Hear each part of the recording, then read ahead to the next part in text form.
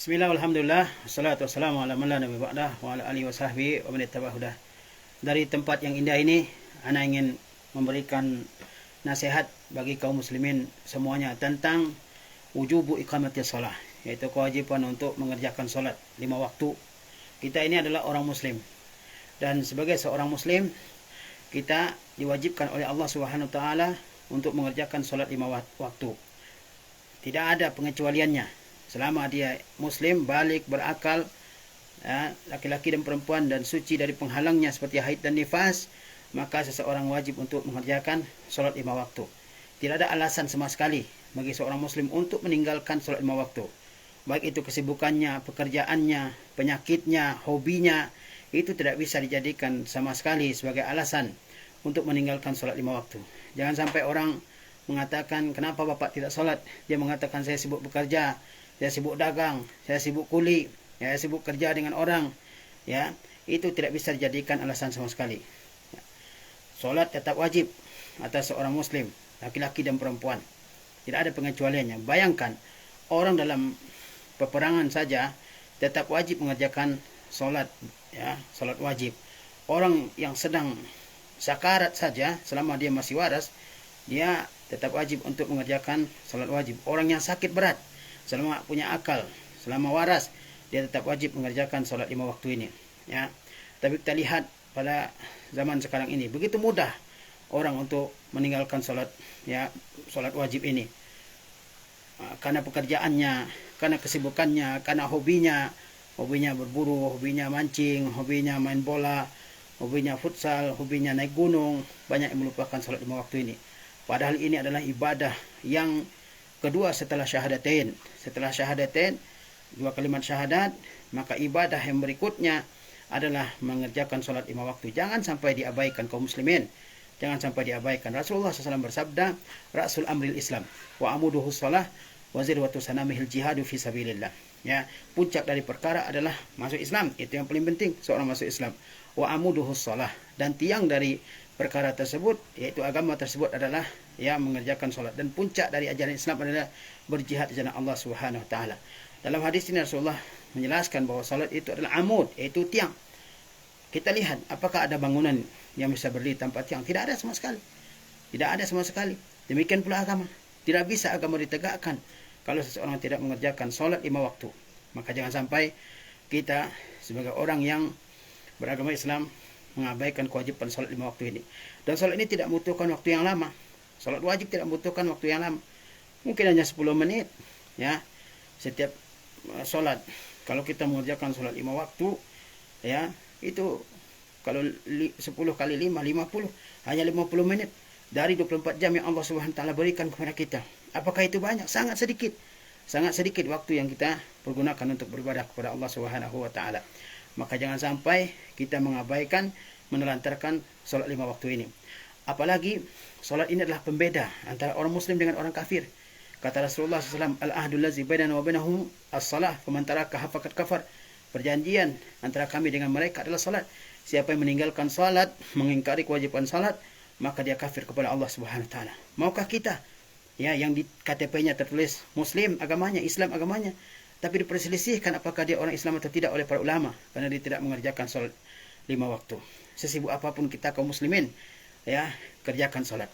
Meskipun ibadah kita yang lain banyak, sedekahnya banyak, ya, berbuat baiknya kepada keluarganya banyak, ya, kemudian pekerjaannya mencari nafkah untuk keluarganya luar biasa, tapi kalau seorang tidak mengerjakan salat 5 waktu, maka semua itu sia-sia di sisi Allah Subhanahu wa taala. Ya, maka semua itu tidak ada nilainya di sisi Allah Subhanahu wa taala. Karena Rasulullah bersabda, awwalu ma yuhasabu bihil abdu yaumil qiyamah min a'malihi shalah. Yang pertama akan dihisab, dihitung, diperiksa, diaudit oleh Allah Subhanahu wa taala dari amal seorang hamba pada hari kiamat adalah salatnya. Kalau salatnya bagus, maka amal yang baik, amal yang lain juga dinilai bagus. Tapi kalau salatnya rusak, maka amal yang lain juga rusak di sisi Allah Subhanahu wa taala. Maka jangan sampai salat ini kita abaikan sama sekali. Jangan sampai kita telantarkan sama sekali. Kita kasihan melihat seorang muslim yang sudah berumur 30 tahun, 40 tahun, 50 tahun, bahkan 60 tahun, 70 tahun tidak mengerjakan salat. Lalu amal apa yang akan kita bawa ke hadapan Allah Subhanahu wa taala? Tidak puasa, tidak haji, tidak juga bersedekah, Lalu amal apa yang akan kita bawa ke hadapan Allah Subhanahu wa taala pada hari kiamat nanti? Dan kita lihat amal-amal yang lain, ya, seperti puasa, seperti zakat, seperti haji, tidak semua orang muslim yang diwajibkan oleh Allah Subhanahu wa taala, hanya orang muslim yang mampu. Puasa hanya bagi orang muslim yang mampu. Kalau orang tidak mampu untuk berpuasa pada saat bulan puasa, dia tidak wajib mengerjakan puasa saat itu. Seperti orang yang sakit, dia tidak wajib mengerjakan puasa saat itu, dia mengqadha di hari-hari lain. Seperti zakat, hanya diwajibkan bagi orang yang punya harta dan sudah cukup haulnya. Seperti haji, diwajibkan hanya bagi orang yang mampu. Tapi salat ini, kaum muslimin rahimakumullah, diwajibkan bagi semuanya. Antum miskin, antum kaya, antum sehat, antum sakit, antum dalam masalah, antum dalam ketenangan, antum bahagia, antum susah, ya, siapapun, ya, dalam keadaan damai, dalam keadaan perang, dalam keadaan menetap, dalam keadaan safar, salat ini tetap wajib untuk kita kerjakan. Ya, jangan sampai beralasan saya miskin, saya tidak, ya, salat. Jangan.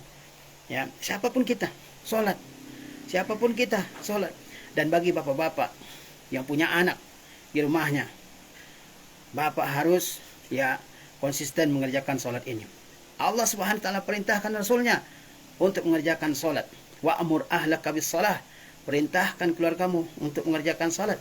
Tentu perintah ini tidak hanya, ya, mencakup keluarga untuk mengerjakan salat, tapi orang yang diperintahlah yang pertama kali untuk terkena kewajiban ini.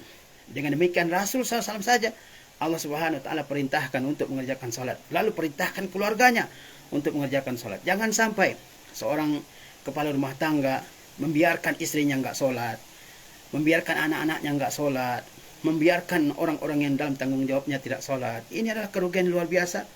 Nabi SAW saja Allah perintahkan untuk mengerjakan salat.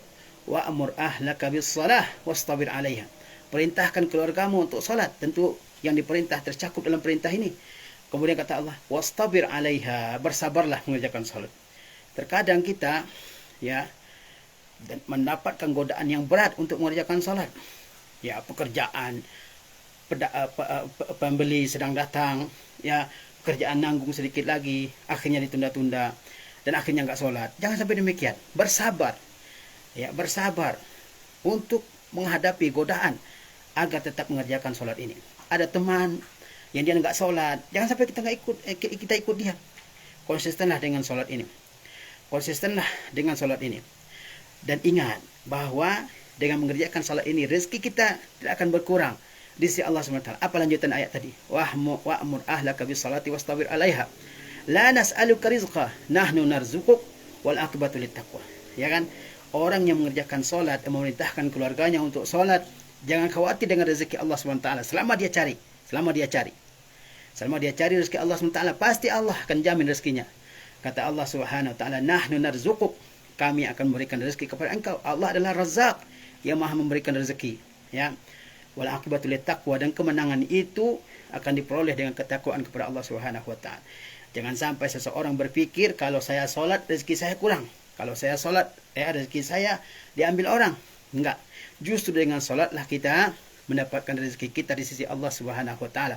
Dengan salatlah kita memperoleh kemudahan dalam mencari rezeki dari Allah Subhanahu wa taala. Di tempat kita yang dingin ini, jangan sampai cuaca yang dingin, suhu yang dingin menjadi alasan untuk tidak mengerjakan salat. Justru itulah yang harus kita lewati. Tantangan ini yang harus kita lewati. Kata Rasulullah SAW, man salal bardaini dakhalal jannah. Barang siapa yang salat pada dua waktu dingin, dia masuk surga. Apa dua waktu dingin tersebut? Yaitu salat subuh dan salat asar. Banyak orang di kampung tidak mengerjakan salat subuh karena dengan alasan dingin, capek kerja, ya. Dan banyak juga yang tidak mengerjakan salat asar karena masih sibuk di kebun-kebun, di ladang-ladang. Padahal, ya, jaminan bagi orang yang mengerjakan salat ini dengan sebaik-baiknya adalah surga Allah Subhanahu wa taala. Man salal bardaini dakhalal jannah. Siapa yang mengerjakan dua salat, yaitu salat subuh dan salat asar pada dua waktu dingin ini, maka dia masuk surga Allah Subhanahu wa taala. Dan Allah Maha menepati janji. Wa man aufa bi ahdihi minallah. Siapakah yang lebih menepati janji daripada Allah Subhanahu wa taala? Wa man asdaqu minallahi qila. Siapa yang lebih benar perkataannya daripada Allah? Wa man asdaqu minallahi haditsa. Siapa yang lebih benar pembicaraannya daripada Allah Subhanahu wa taala? Bukankah kita yakin dengan janji Allah Subhanahu wa taala bahwa Allah akan memberikan rezeki kepada kita kalau kita mengerjakan salat? Maka jangan sampai kita mengabaikan salat ini. Sungguh kasihan masjid-masjid kita, musola-musola kita yang dibangun begitu megah, mengeluarkan begitu banyak uang. untuk membangunnya, tapi Masya Allah yang salat hanya beberapa orang saja. Padahal di situ banyak laki-laki, ya. Padahal laki-laki Muslim balik berakal dewasa, dia wajib mengerjakan salat berjamaah di masjid-masjid. Mana dia orang-orang tersebut? Kenapa tempat-tempat bermain lebih ramai daripada masjid? Bagaimana kita akan menjadi umat yang beruntung kalau kita tidak menjaga salat kita? Kenapa kita semangat untuk membangun masjid yang begitu megah di kampung-kampung kita, melebihi semangat kita untuk mengisi masjid-masjid tersebut dengan salat berjamaah? Jangan sampai demikian kaum muslimin. Dan nasihat ini adalah bagi kita semua, tidak untuk orang tertentu, tapi bagi kita semua. Ya, mudah-mudahan pesan ini walaupun sedikit menyentuh hati kita, bermanfaat bagi kita semua. Assalamualaikum warahmatullahi wabarakatuh.